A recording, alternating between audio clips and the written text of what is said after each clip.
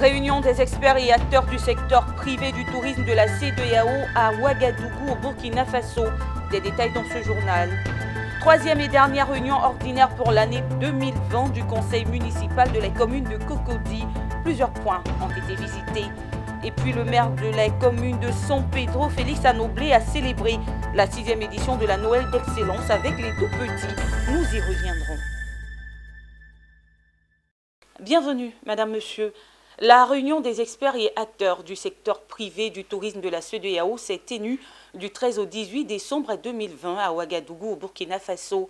Il s'est agi au cours de cette rencontre de la planification de la stratégie de relance du tourisme et de la validation des tests réglementaires des établissements touristiques d'hébergement au sein de l'espace CEDEAO. Le commentaire de Pierre Tebeu. Faire de la zone CEDEAO une destination privilégiée en matière de tourisme, c'est le fil conducteur qui a dirigé les travaux des experts à Ouagadougou. Une rencontre pour faire le bilan du tourisme sinistré avec la survenue de la Covid-19 et mettre en place un moyen de reprise. Face à la persistance de la maladie, les acteurs sont montés au créneau avec pour objectif de penser une stratégie de la relance du tourisme. Ça fait 380 millions de personnes. Si nous développons le tourisme intra-communautaire, nous n'aurons plus besoin de regarder les personnes qui nous viennent de l'étranger. Il est donc important que les populations de l'espace CEDEAO prennent, j'allais dire, prétexte de cette pandémie pour voyager à l'intérieur de l'espace en vue de permettre à notre secteur touristique, qui est un maillon essentiel de l'économie. Les experts ont planché également sur la validation des textes réglementaires des établissements touristiques d'hébergement. Sur ce point, des pistes de solutions ont été explorées. Alors aujourd'hui, nous avons identifié le développement du tourisme à la fois intérieur dans chaque État membre, mais aussi le tourisme intra-régional comme pilier de notre résilience. Alors cela étant dit, nous avons également identifié des mesures d'accompagnement aussi bien de la part de nos administrations, mais également de la part du secteur privé, pour qu'ensemble nous conjuguions nos efforts et que nous puissions relancer de façon accélérée l'industrie du tourisme. En nous organisant mieux, en regardant les différentes pistes que nous pouvons ensemble mettre en place, nous sommes sûrs que nous allons certainement pouvoir réussir à sortir de ce piège et à développer ce tourisme. La réunion des experts du secteur privé pour la stratégie de la relance suscite de l'espoir.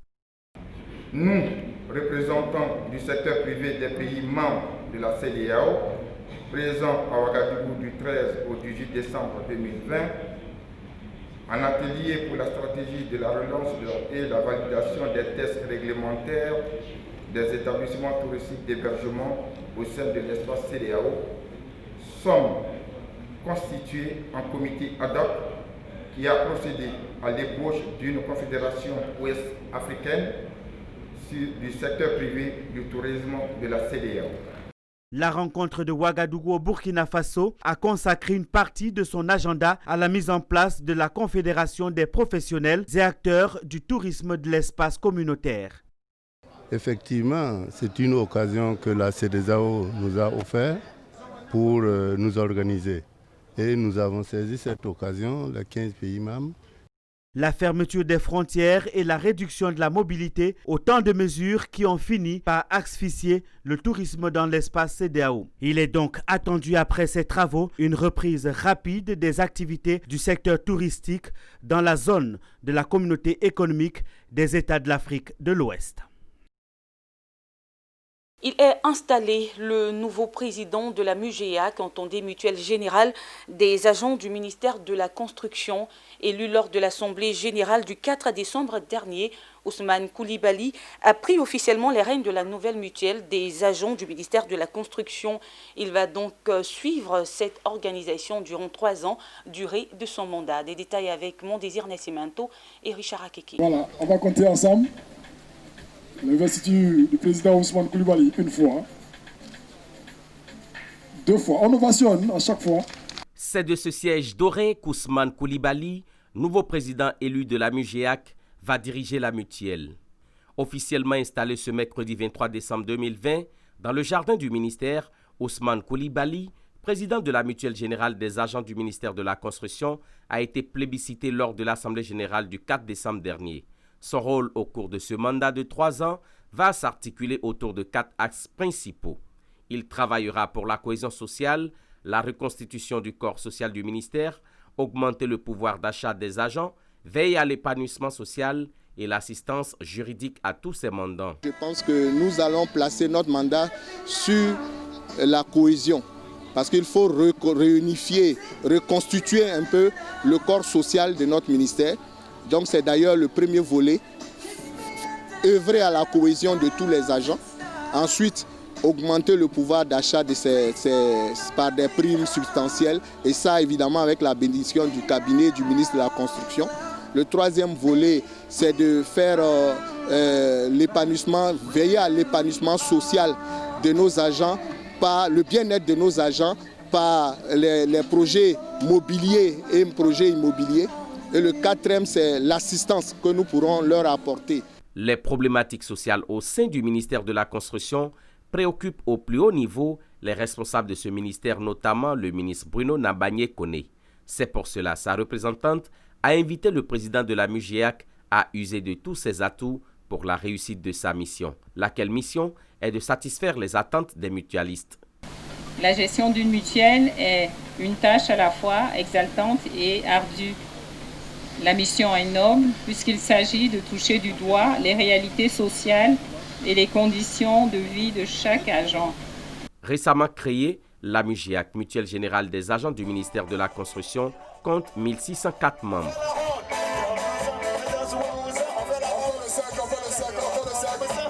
On l'annonçait en titre, le conseil municipal de la commune de Cocody a tenu ce mardi sa 3e et dernière réunion ordinaire pour l'année 2020.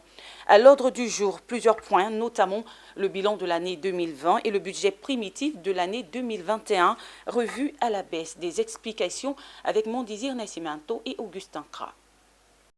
Dans sa démarche de proximité et de transparence vis-à-vis de ses administrés, la mairie de Cocody a tenu son premier conseil municipal de proximité ce mardi 22 décembre 2020, loin de ses bureaux à Cocody au terrain de la cité Rosier Programme 5. Grande première dans l'histoire de la commune et de la Côte d'Ivoire, ce conseil a rassemblé les représentants de la société civile, les conseillers municipaux et les membres de l'administration. C'est également la dernière réunion ordinaire du conseil municipal de l'année qui a permis de faire le bilan des activités de 2020. C'est une direction. La direction, c'est quoi? C'est ce que nous avons promis aux administrés. Nous avons dit que nous allons faire des conseils délocalisés et cela est dans notre programme. Notre programme, c'est de nous rapprocher des populations. Donc nous sommes venus aujourd'hui pour nous rapprocher des populations, pour pouvoir échanger avec elles et qu'elles nous donnent, vous avez vu tout à l'heure, leurs préoccupations et leurs sentiments pour savoir exactement comment nous débattons des sujets de la commune. Comment nous allons faire les routes, comment nous allons faire tel projet, telle école, voilà.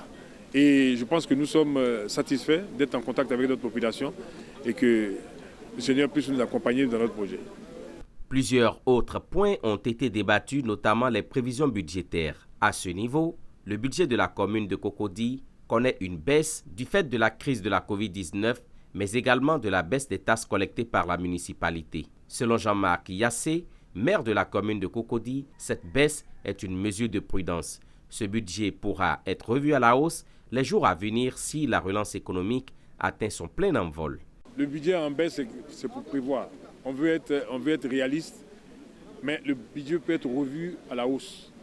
Vous n'êtes pas censé oublier quand même que nous avons passé des périodes difficiles. Nous avons eu la pandémie qui est venue impacter énormément sur notre budget. Et nous avons été obligés de faire un geste pour notre population. Nous avons abandonné des taxes pendant des mois pour notre population, rien que pour pouvoir aider et contribuer au rebondissement de notre population et de nos administrés. Donc, ce qui nous a fait revenir à la baisse.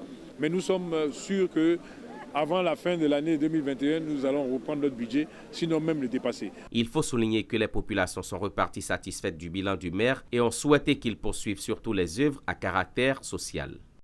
Rendons-nous à présent à Yamoussoukro, capitale politique de la Côte d'Ivoire, où le Sénat ivoirien a organisé la cérémonie solennelle de clôture de la session ordinaire 2020. Les sénateurs de Côte d'Ivoire ont rendu un vibrant hommage à Jano Ahoussou-Kouadio, président du Sénat, qui depuis l'installation de la Chambre haute du Parlement a œuvré inlassablement de façon constante pour lui conférer ses lettres de noblesse. C'était à la Fondation Félix Houphouët-Boigny pour la recherche de la paix. Charles Kouakou et Walter Kofi.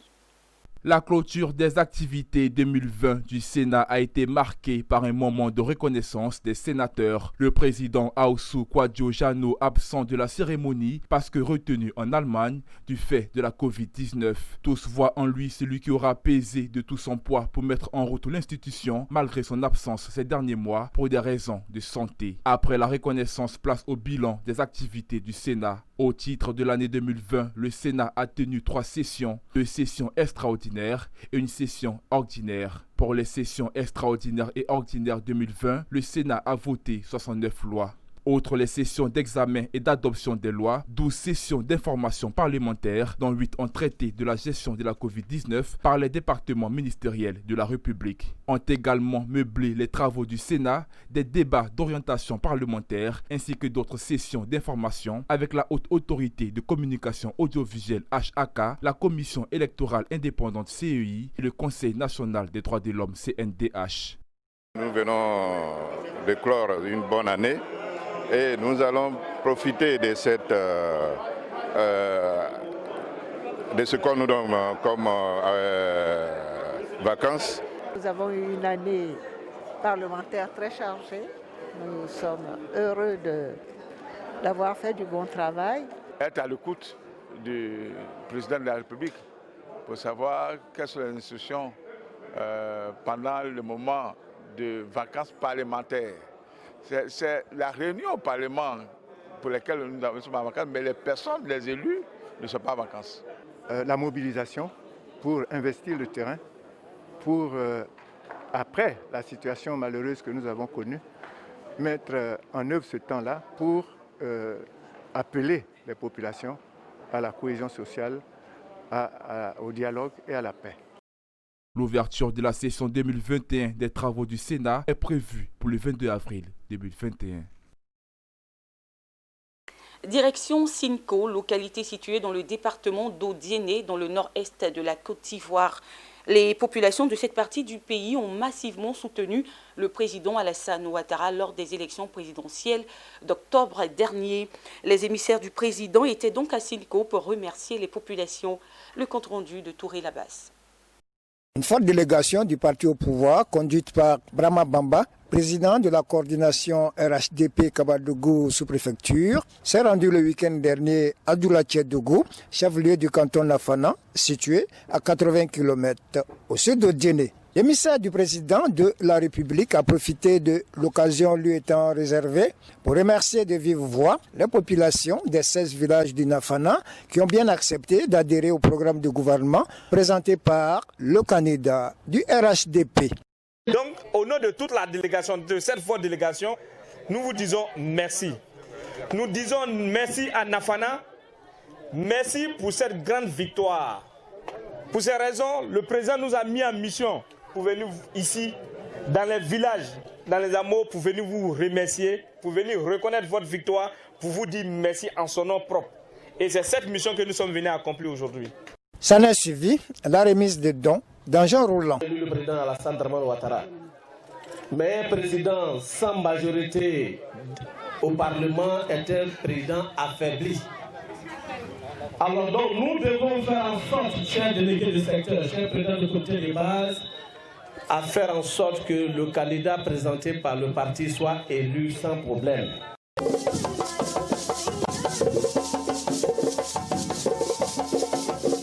Après le Nafana, cette délégation devrait sillonner 3 autres cantons, à savoir le Bambala, le Chienko et le Benengala.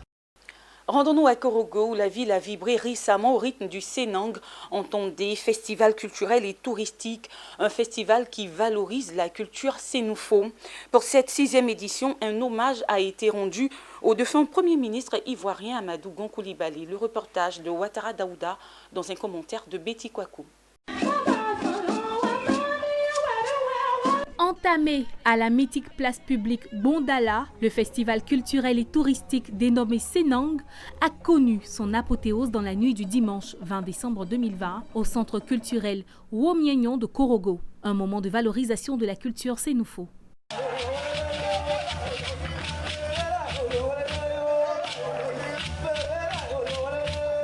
Cette première édition était dédiée au défunt Premier ministre Amadou Gon Coulibaly. Elle s'est distinguée par une affluence record de participation, estimée à 7000 personnes, et la présence d'éminentes personnalités. Comme dans les éditions précédentes, le festival, créé pour contribuer à la pérennisation et la promotion de la culture sénoufo, a enregistré des innovations fort appréciées des participants, notamment la résurrection de la lutte traditionnelle.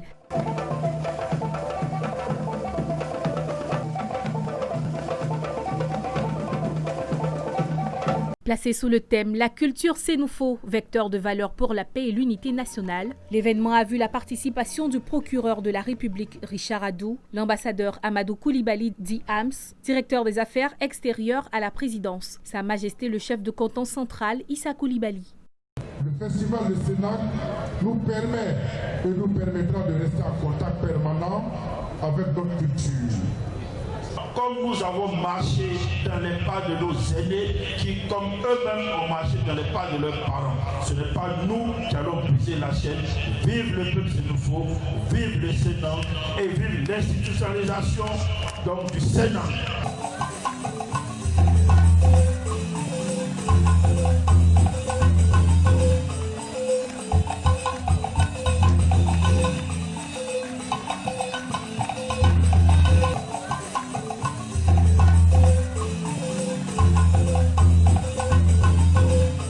Je ne pas croire qu'on est toujours sénoufo, on est dans le pays sénoufo aussi. Donc on croit qu'on est tout à sénoufo.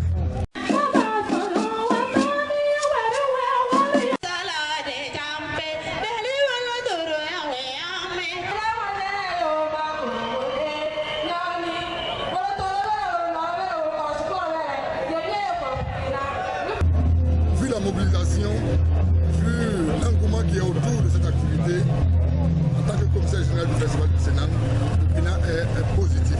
Et donc, mes remerciements à tous les participants, mes remerciements à tous les festivaliers, mes remerciements à tous ceux qui nous soutiennent dans l'ombre de façon officielle. En tout cas, tout type de soutien, que ce soit moral, matériel, financier.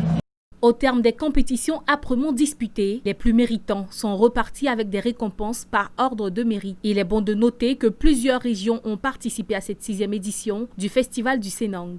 Elles sont venues de la Bagoui, du Hambol et du Tchologo, ainsi que des pays voisins tels que le Mali.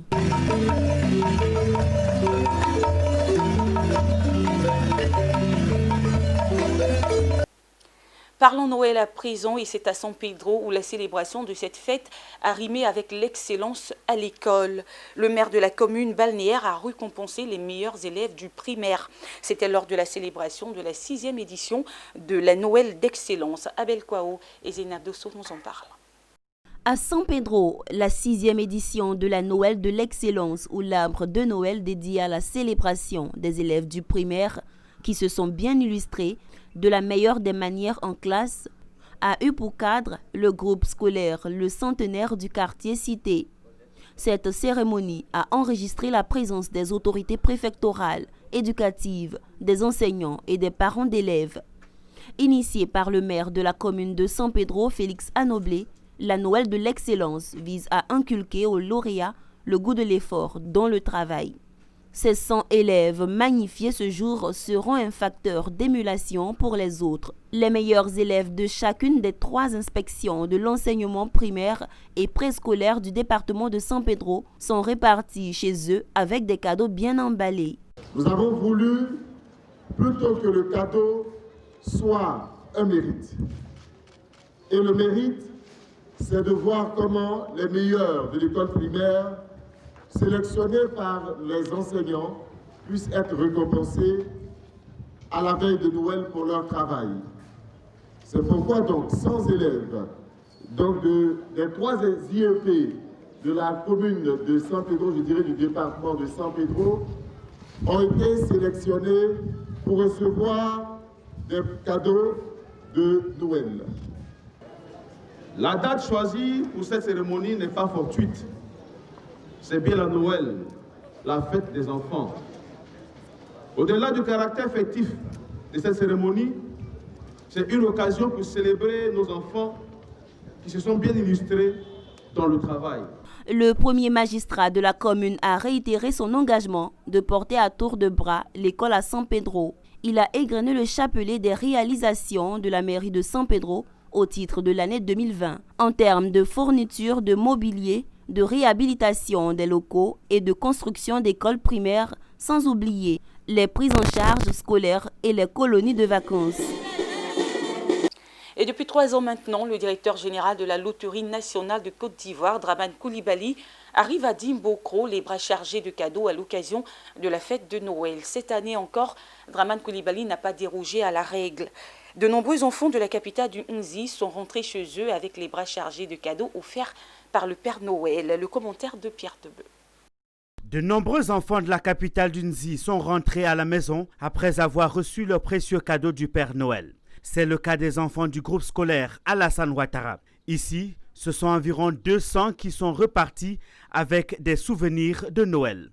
Le lendemain, le samedi 19 décembre 2020, à l'esplanade de la Citaraï, plus de 500 autres enfants issus des milieux défavorisés de la capitale du Nzi à Dimbokro et des villages environnants ont à leur tour bénéficié des jouets offerts par le directeur général de la LONASI. Ce sont des tout petits chérubins visiblement heureux qui ont exprimé leur reconnaissance au directeur général de la Loterie nationale de Côte d'Ivoire.